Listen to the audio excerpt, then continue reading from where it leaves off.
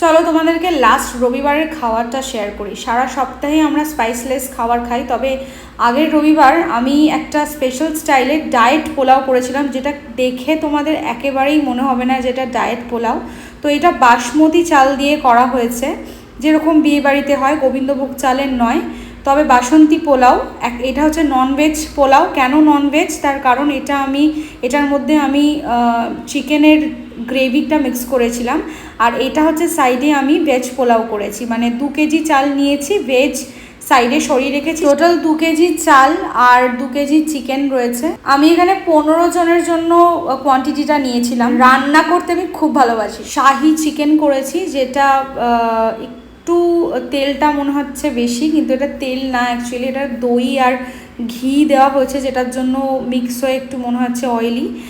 আর পোলাওয়ের রেসিপিটা আমি একদিন দেবো, কারণ আমি এটা ফার্স্ট টাইম ট্রাই করেছি। আমি বেসিক্যালি জল ছাড়া পোলাওটা খেতে চেয়েছিলাম, কারণ জলে প্রচণ্ড বেশি ক্যালোরি থাকে চাল জলে এক হলে।